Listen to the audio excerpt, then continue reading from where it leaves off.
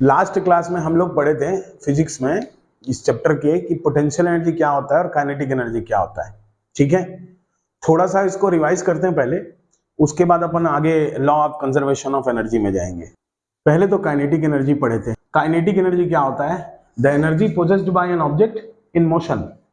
कोई ऑब्जेक्ट जब मोशन में है तो वो जो एनर्जी पोजेस कर रहा है उसको काइनेटिक एनर्जी कहते हैं। काइनेटिक एनर्जी का फॉर्मूला क्या होता है? हाफ एम वी स्क्वायर, जहां एम है उसका मास और वी है वेलोसिटी। मास में यहाँ कौन सा यूनिट में रहेगा? किलोग्राम में, और वेलोसिटी किस में रहेगा? मीटर पर सेकंड में। एनर्जी का यूनिट क्या होता है? जूल। बहुत बढ़िया, जूल होता है। पोटेंशियल एनर्जी होता है दूसरा, पोटेंशियल एनर्जी। पोटेंशियल एनर्जी क्या होती है? The energy possessed by an object due to its by virtue of its position और कॉन्फ़िगरेशन। तो किसी ऑब्जेक्ट के पोजीशन या किसी ऑब्जेक्ट के कॉन्फ़िगरेशन के कारण जो एनर्जी उसमें स्टोर हो जाती है उसको कहते हैं पोटेंशियल एनर्जी। बात समझ आ रही क्या? पोटेंशियल एनर्जी का फॉर्मूला क्या होता है? mgh। और इस एनर्जी का क्या यूनिट होता है? इसका भी जूल होता है। एनर्जी का यूनिट जूल होता है। वर्क का क्या यूनिट होता है? जूल होता है। ठीक है, क्यों? Any body which has some energy it is able to do some work. समझ में आ रहा है? And the capacity to do work is called energy. इसीलिए हम कहते हैं कि भाई जितनी एनर्जी उतना वर्क कर पाएगा, इसलिए दोनों का यूनिट सेम है। लेकिन दोनों सेम चीजें नहीं है ना, दोनों बहुत अलग चीजें हैं। देखो एनर्जी कितना टाइप का होता है, वर्क कहाँ पॉजिटिव नेगेटिव जीरो और बस इतना ही तो पढ़े थे, है ना। लेकिन एनर्जी बहुत अलग अलग चीजें होती हैं, एनर्जी वर्क नहीं है। हाँ, वर्क एनर्जी थ्योरम होता है कि जिस बॉडी के पास एनर्जी है, कोई ऑब्जेक्ट के पास एनर्जी है तो वो वर्क कर सकता है। समझ आ रही बात?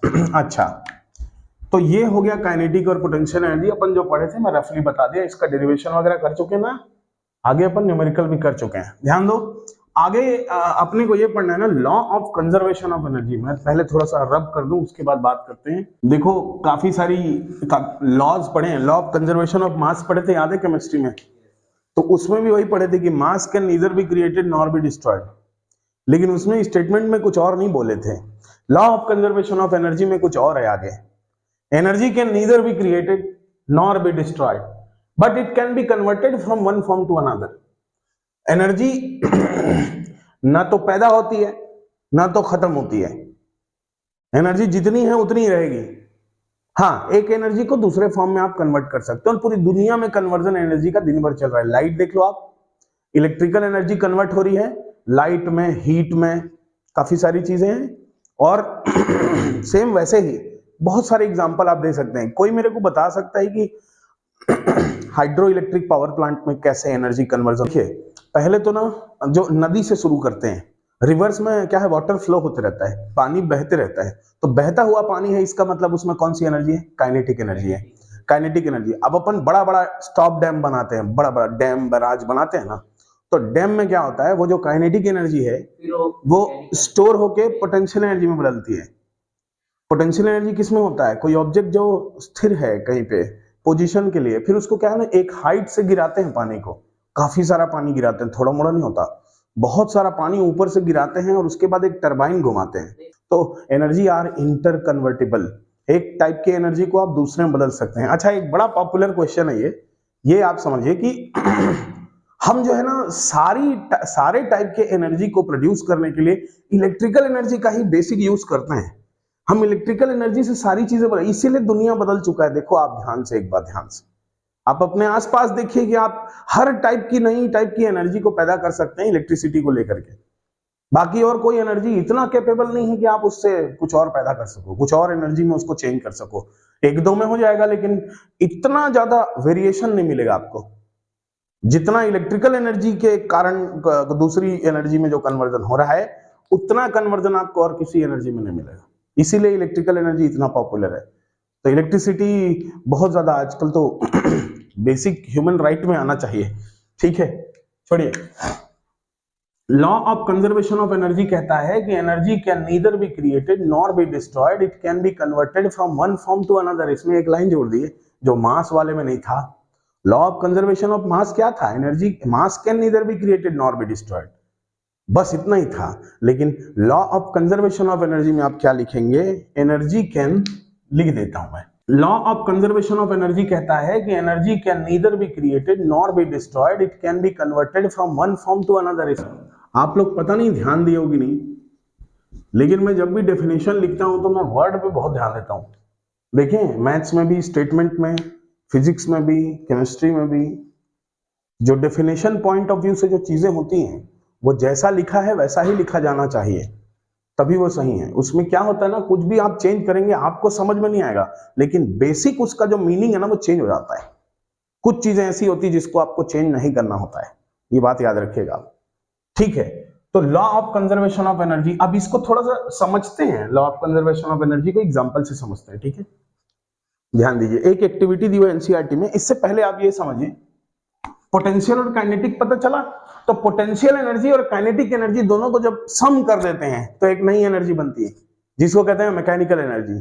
अब आप सुनिए, जो मैकेनिकल एनर्जी की बात कर रहे थे, मैकेनिकल एनर्जी जो है, mechanical energy is equal to होता है actually kinetic energy plus potential energy.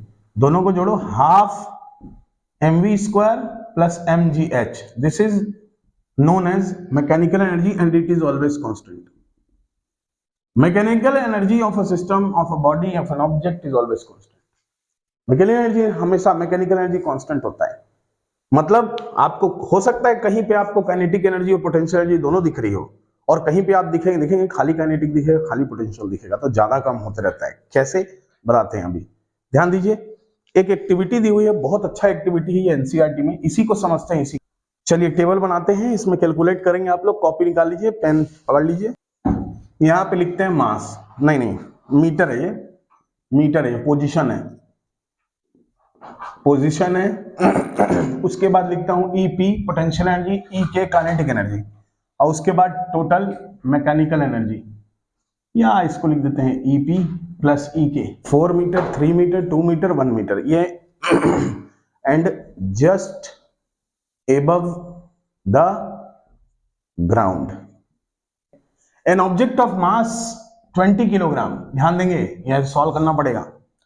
an object of mass 20 kilogram is dropped from a height 4 meter. fill in the blanks in the following table by computing the potential and kinetic energy in each case. 4 metre के height से इसको नीचे गिरा रहे हैं, ठीक है। तो पहले पोजीशन में अपन न्यूमेरिकल समझे थे, आपको याद होगा थोड़ा थोड़ा, तो ध्यान दीजिए, बहुत दिन बाद अपन आए हैं वापस इस टॉपिक पे।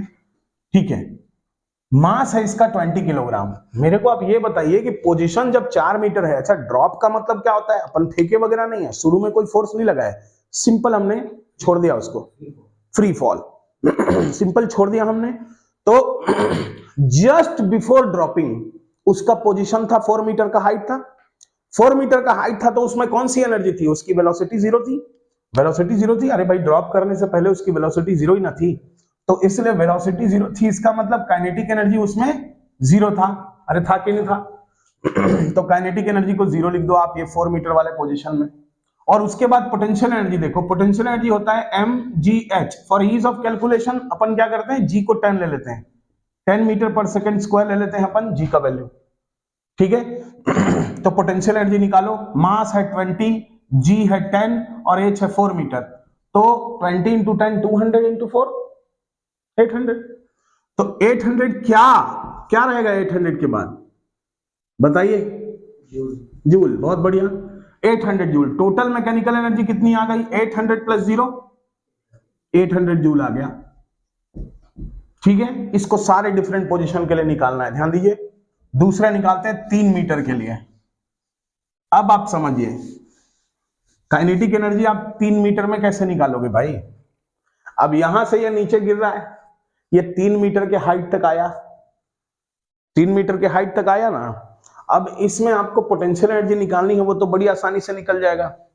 पोटेंशियल एनर्जी निकालनी है, पोटेंशियल एनर्जी कितना होगा, तो फिर से पोटेंशियल एनर्जी होगा वही mgh। मास है इसका 20, g है इसका 10 और h में बताया अभी 3 मीटर है, तो 3 ये 600 जूल हो गया, ये हो गया 600 जूल। अरे हुआ कि नहीं हुआ, हाँ। ये पोटेंशियल तो सिंपल है बेटा। काइनेटिक एनर्जी कैसे निकालेंगे आप 3 मीटर की हाइट पे, क्या करना पड़ेगा, देखो काइनेटिक एनर्जी का फॉर्मूला क्या है, हाफ mv स्क्वायर। मास तो दिया हुआ है, आपको काइनेटिक एनर्जी निकालने के लिए क्या चाहिए, ये वेलोसिटी चाहिए। लास्ट इक्वेशन लगाते हैं, v square equal to u square plus 2as, ये वाला इक्वेशन है। फाइनल वेलोसिटी, इनिशियल वेलोसिटी थी 0 plus 2 times acceleration 10 gravity, s कितना है उसका। तो भाई ये जो डिस्टेंस है, आपने कहा ग्राउंड से हाइट 3 मीटर है, 3 मीटर नहीं लेना है। 3 मीटर इसलिए नहीं लेना है क्योंकि ये जो डिस्टेंस है वो डिस्टेंस उस ऑब्जेक्ट का है जितना दूर वो ट्रेवल किया है। पहले 4 मीटर में था, अब वो सेकंड पोजीशन में 3 मीटर में आ गया, तो टोटल वो ट्रेवल किया 1 मीटर, ऊपर से नीचे 1 मीटर तक एक्सेलरेट होते हुए ट्रेवल किया है। तो वो वहां पे लगाएंगे कि 1 मीटर 1 मीटर लिखे हैं, यहाँ पे 1 मीटर यहाँ लिखे, 20 आ गया। अपने को v निकालने की जरूरत नहीं है क्योंकि v स्क्वायर चाहिए अपने को, तो क्या स्क्वायर रूट वगैरह करके टाइम खराब नहीं करो। v स्क्वायर इक्वल टू 20 आ गया, क्योंकि यहाँ पे काइनेटिक एनर्जी के फॉर्मूला में तो अपने को डायरेक्ट v स्क्वायर रखना है ना, तो ये हाफ, फिर मास है इसका 20 इंटू 20, v स्क्वायर का वैल्यू ये कैंसिल आउट करे 200 जूल आया। ध्यान दो इधर 200 जूल, 200 प्लस 600 कितना हुआ 800 जूल, फिर से उतना ही आया। तीसरे पोजीशन में भी इतना ही आएगा, चौथे में भी इतना ही आएगा टोटल। समझ रहे हैं आप, देखते हैं कैसे।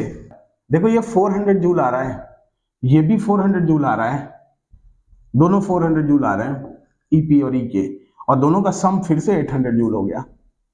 अब भाई लास्ट वाला तो बहुत ही सिंपल है। अच्छा 1 मीटर है, 1 मीटर में और निकालते हैं, एक बार और निकालते हैं। 1 मीटर तो इसको 1 कर दो आप, इसको 1 करोगे ये 200 आएगा, 200 जूल आएगा, ये 200 जूल आया। अब यहाँ पे देखो, यहाँ पे ये 3 मीटर हो जाएगा, 3 होगा, 3 टू 6 60 हो जाएगा, ये 60 होगा, तो यहाँ भी 60 होगा, तो 60 इंटू 10 ये 600 आ जाएगा। सिंपल सा है, ये 600 आ गया।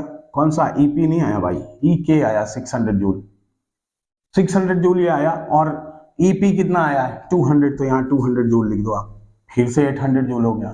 लास्ट वाला बहुत ही सिंपल है, जस्ट अबव द ग्राउंड या just before touching the ground, तो उसकी फाइनल वेलोसिटी मैक्सिमम रही होगी, अपने को नहीं पता, ठीक है। फाइनल वेलोसिटी निकाल लेते हैं। तो 4 मीटर पूरा ट्रेवल कर चुका, अब उसका 80 आ गया, 80 आया तो यहाँ 80 लिखो, 80 इंटू 10 800 आ गया, और देखो हाइट 0 हो गया, तो पूरी पोटेंशियल एनर्जी हो गई 0, क्योंकि ग्राउंड पास पहुंच चुका है ना, तो हाइट तो 0। अब हाइट 0 मतलब उसका पूरा पोटेंशियल एनर्जी 0 हो गया, और काइनेटिक एनर्जी बस बचा 800 जूल। तो काइनेटिक एनर्जी में 800 जूल लिखिए आप, और यहाँ पे 0 लिखिए, और फिर से 800 हो गया। समझ के देखिए इस टेबल को एक बार ध्यान से, आपको समझ आएगा कि जब ऑब्जेक्ट ऊपर से नीचे गिरते जा रहा है तो उसकी पोटेंशियल एनर्जी कम होते जा रही है, क्योंकि देखो हाइट कम हो रहा है तो पोटेंशियल एनर्जी तो कम होनी है, ये तो पहले ही बताया ना, जितना हाइट उतना पोटेंशियल एनर्जी। कोई आदमी एक थोड़ा सा वैसे 2-3 फीट के ऊपर के दीवार से कूदोगे तो थोड़ी ना कुछ होगा, लेकिन 25 माले के बिल्डिंग से कोई कूद गया तब तो बहुत दिक्कत हो जाएगी। वही वाली बात है, पोटेंशियल एनर्जी जैसे से हाइट कम होती है पोटेंशियल एनर्जी कम होते जाती है, लेकिन काइनेटिक एनर्जी को देखो आप, वो बढ़ते जा रही, क्योंकि वेलोसिटी बढ़ते जा रहे हैं, ऑब्वियस सी बात है। इसका मतलब क्या समझ सकते हो आप, ये टोटल मैकेनिकल एनर्जी हमेशा कांस्टेंट है। क्या मैं ये कह सकता हूं कि जैसे जैसे ऑब्जेक्ट नीचे आ रहा है तो जितनी पोटेंशियल एनर्जी कम हो रही है वो पूरी की पूरी देखो कन्वर्ट हो जा रही है काइनेटिक एनर्जी में। भाई 800 से 600 हो गया, तो 200 जूल कहां गया, वो पूरा का पूरा काइनेटिक एनर्जी में बदल गया। तो ऊपर से नीचे पोटेंशियल एनर्जी मैक्सिमम, हाइट में पोटेंशियल एनर्जी क्या होता है, मैक्सिमम होता है, और ग्राउंड में पोटेंशियल एनर्जी 0, ग्राउंड के पास काइनेटिक एनर्जी मैक्सिमम, और ऊपर में काइनेटिक एनर्जी 0। तो complete potential energy is converted into kinetic energy when the object reaches the ground. समझ आ रही बात। अब आप समझिए कि अच्छा एक बड़ा अच्छा सवाल था इसमें, एनसीईआरटी में कहीं पे मैं कहीं पढ़ा था, ठीक है भैया, कि मैकेनिकल एनर्जी हमेशा कांस्टेंट होती, बहुत अच्छी बात है, सब बढ़िया, जमीन पे गिरने के बाद कहां चला जाता है, तब तो पोटेंशियल एनर्जी भी 0 बढ़ के रुक गया, काइनेटिक एनर्जी भी 0, तो मैकेनिकल एनर्जी गया कहां। ऑब्जेक्ट को जब गिराते हैं तो आवाज सुनाई देता है, तो वो मैकेनिकल एनर्जी साउंड में कन्वर्ट हुई है। उसके बाद अगर कहीं पत्थर में कोई पत्थर गिरा तो चिंगारियां भी निकलेंगी, और कोई भी ऑब्जेक्ट को आप गिराओ, काफी ऊपर से गिरेगा, हीट पैदा हो रहा है नहीं हो रहा है, और कुछ एनर्जी का लॉस होगा एयर के फ्रिक्शन में, होगा कि नहीं होगा, तो पूरी एनर्जी है बेटा, वो किसी दूसरे फॉर्म में कन्वर्ट हो गई है, आपको दिख नहीं रहा है, वो अलग बात है। तो ऐसा नहीं सोचना कि आप एनर्जी खत्म हो गई है, कभी खत्म नहीं होगा। ये है law of conservation of energy.